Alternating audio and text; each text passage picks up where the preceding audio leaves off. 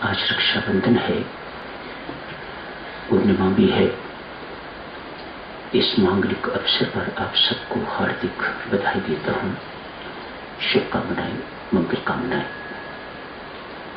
कल समाचार पत्र में था कि राखी बंधवाने का, बांधने का शुभ समय है 7:45 से 9 बजे के बीच। तो सत्संग की समाप्ति के बाद जो साधक राखी बंधवाना चाहते हैं, जो देवियां राखी बांधती हैं, जाके बांध सकते हैं। बहुत कष्ट उठा के आज आप आए हैं। ये कष्ट किसी व्यक्ति द्वारा तो दिया हुआ नहीं है, ये तो परमात्मा की ओर से, प्रकृति की ओर से है। आप सब इस कष्ट को सहज सहते हुए यहां पधारे हैं, तो मुझे पूर्ण आशा है आज के इस कष्ट को परमात्मा आपकी तपस्या मानेगा। यदि नहीं मानेगा तो मेरी हाथ जोड़ के परमेश्वर से प्रार्थना है कि आज जो कष्ट आपको आने में हुआ है व जाने में होगा, हे परमात्मा देव, वह कष्ट ना हो, वह इनकी तपस्या स्वीकार कीजिएगा। हार्दिक धन्यवादी हूं आप सबका पधारने के लिए। चर्चा चल रही है मजदूरी को पूजा कैसे बनाया जाए। चर्चा चल रही है कर्म को कर्मयोग कैसे बनाया जाए। आज छठे अध्याय की समाप्ति पर भी गीताचार्य भगवान श्री कृष्ण ने योग की महिमा गाई है। प्रथम अध्याय में और दूसरे अध्याय के शुभारंभ में अर्जुन योगी बनना चाहता है, लेकिन कौन सा योगी? भीख मांगने वाला। मैं युद्ध नहीं करूंगा, मैं अपने कर्तव्य का पालन नहीं करूंगा, मैं भीख मांग के तो गुजारा कर लूंगा। प्रथम अध्याय की उसकी ये मांग है। भगवान श्री तभी निश्चय कर लेते हैं पार्थ, मैं तुम्हें योगी तो बनाऊंगा, लेकिन भीख मांगने वाला योगी नहीं, मैं तुम्हें कर्म करने वाला योगी बनाऊंगा। आज भी इस अध्याय की समाप्ति पर यही कहा है, तू ऐसा योगी बन, निष्काम भाव से कर्म करने वाला योगी बन। ऐसे योगी को कर्म योगी कहा जाता है। उसका स्थान बहुत उच्च है। श्रद्धावान कर्मयोगी का स्थान तो और भी उच्च है। स्वामी जी महाराज श्रद्धावान कर्मयोग को भक्तिमय कर्मयोग का नाम देते हैं। स्वामी जी महाराज की साधना क्या है? भक्तिमय कर्मयोग। हम सबको यही चाहते हैं कि हम सब भक्तिमय कर्मयोगी बने। तो चर्चा का विषय यही है साधकजनों, यही चर्चा कुछ दिनों से चल रही है। कर्मयोग को निष्काम कर्म भी कहा जाता है। इससे पहले जो कुछ आप सुन चुके हैं उसको रिपीट करने की आवश्यकता नहीं, आगे बढ़ते हैं।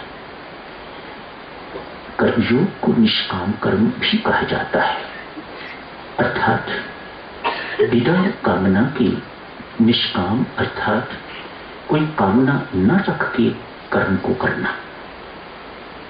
कामना क्या है?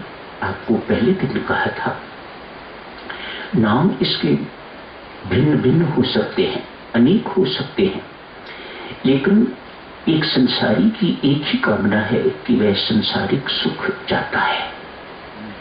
चाहे वह सफलता के रूप में मिले, चाहे वह विजय के रूप में मिले, प्रमोशन के रूप में मिले, यशमान के रूप में मिले, ख्याति के रूप में मिले, प्रशंसा के रूप में मिले, पुरस्कार के रूप में मिले, कुछ बनने के रूप में मिले।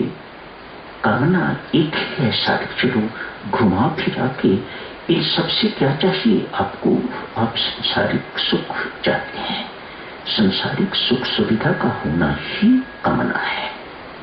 और जब तक संत महात्मा कहते हैं ये कामना बनी रहेगी, तब तक परम सुख की चाह, वास्तविक चाह आपके अंदर उत्पन्न नहीं हो सकती। जब तक ये चाह उत्पन्न नहीं होगी, तब तक आपको शांति प्राप्त नहीं हो सकती। सुख सुविधा तो मिलेगी आपको, मकान छोटा है, बड़ा हो गया, सुख सुविधा आपको मिलेगी।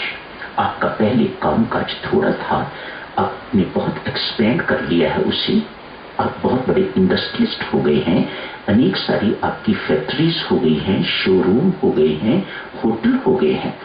इससे बेटा सुख सुविधा तो आपको मिलेगी, लेकिन शांति नहीं मिलेगी। ये शास्त्र ठोक बजा के कहता है, याद रखिएगा इस बात को। आपको सुख सुविधा तो ये सब चीजें दे सकती हैं, लेकिन परम सुख की प्राप्ति नहीं होगी, परम शांति की प्राप्ति नहीं होगी। परम शांति की प्राप्ति किसके साथ जुड़ी हुई है? प्रभु प्राप्ति की चाह के साथ। जब आपके अंदर प्रभु प्राप्ति की चाह, उत्कट इच्छा है, तो वे भी कामना, बेशक से कामना कहो, पर एक ऐसी कामना जो आपको मुक्ति देने वाली है। ये कामनाएं जितनी भी हैं, ये अकेले कामना आपको मुक्ति देने में सक्षम, वह अनेक कामनाएं सारी की सारी आपको हथकड़ियां लगाने वाली, पांव में बेड़ियां डालने वाली, ये बंधनकारी कामनाएं हैं। जब तक उन बंधनकारी कामनाओं का त्याग नहीं होता, तब तक परम शांति किसी भी हालत में आपको नहीं मिल सकती।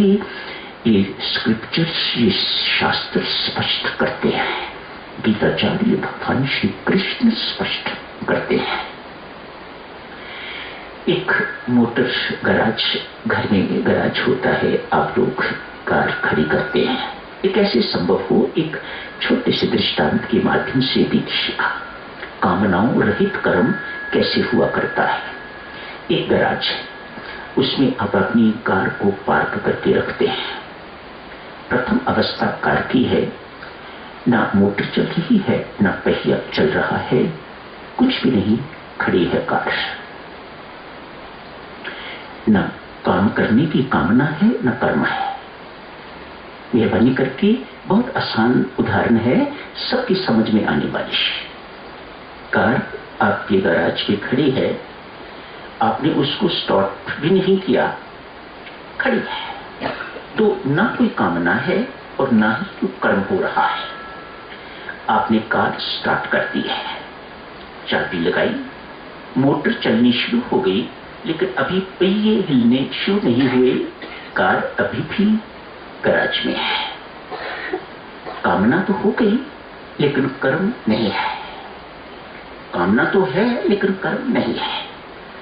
आपने एक्सेलरेटर पर पांव रखा, कार चलनी शुरू हो गई है, गैराज से बाहर निकल आई है, मोटर भी चल रही है और कर्म भी हो रहा है, पहिए भी चल रहे हैं, कामना भी है और कर्म भी है।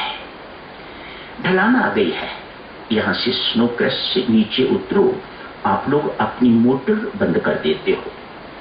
अब जरूरत नहीं, पहिए चलते हैं, यात्रा तय हो जाती है, काफी दूर तक आप बिना कार स्टार्ट के चले जाते हैं।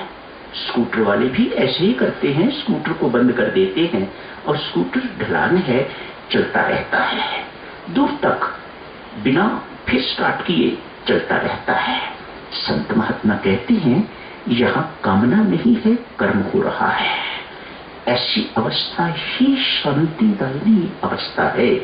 कामना न हो पर कर्म होता रहे, ऐसी चौथी अवस्था को कर्मयोग का बहुत सुंदर उदाहरण समझा जाता है। कर्मयोग क्या है?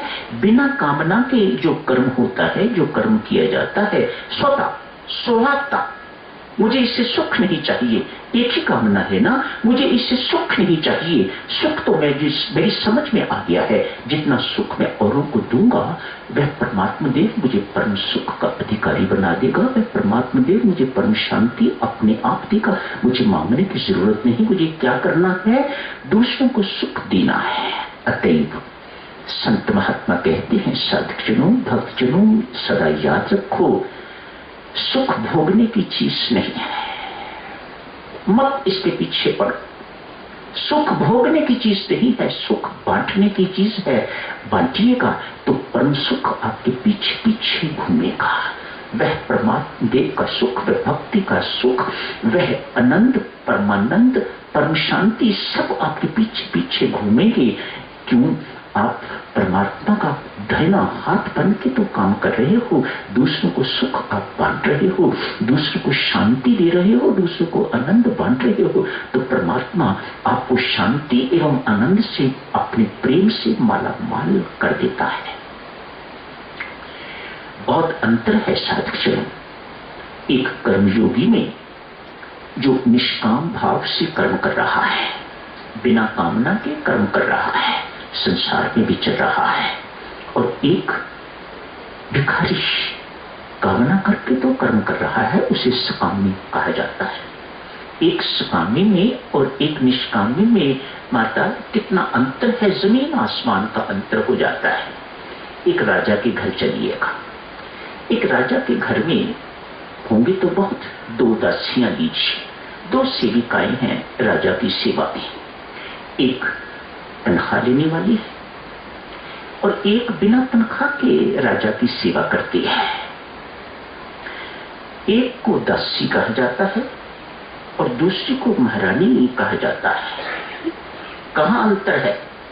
एक कामना से कर्म कर रही है, तनख्वाह लेके, वेतन लेके कर्म कर रही है, और दूसरी पत्नी बन के कर्म कर रही है, उसके अंदर किसी प्रकार की चाह नहीं है। कामना वाली जो सेविका है, जो नौकरानी है, जो दासी है, उसका अधिकार मात्र वेतन तक। 1 महीने के बाद उसे सैलरी मिल जाती है। दूसरी महारानी बिना मांगे हुए सब कुछ पर अधिकार है उसका। तो कितना अंतर है निष्कामता और सकामता में, कितना अंतर है बिना कामना के कर्म के और कामना सहित कर्म के। एक को दासी कहा जाता है, और छोटे बनाइए और छोटे चलिए तो एक को भिखारी कहा जाता है, और दूसरे को दाता, छोटे मालिक, मालकिन कहा जाता है। इतना अंतर है परमेश्वर की दृष्टि में।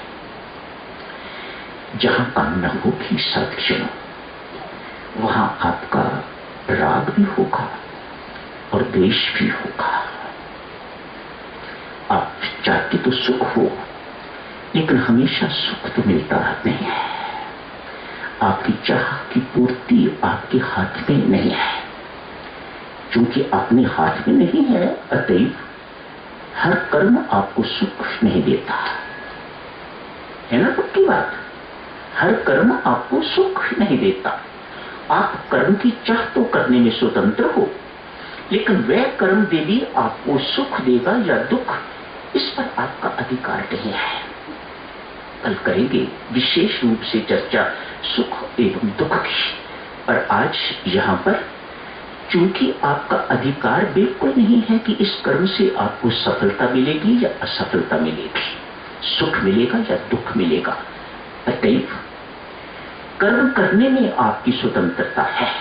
कामना करने में आप स्वतंत्र हो, लेकिन वह कामना से उपजा हुआ कर्म आपको सुख देगा या दुख देगा, ये आपके अधिकार में नहीं है, ये आपके वश की बात नहीं है। तो जो सुख देने वाला कर्म है उसको आप बार बार करना चाहोगे, लेकिन बार बार करने पर भी वह सुख नहीं सदा देगा, वह कभी ना कभी दुख देगा ही देगा। तो कर्म सुख भी देगा और दुख भी देगा।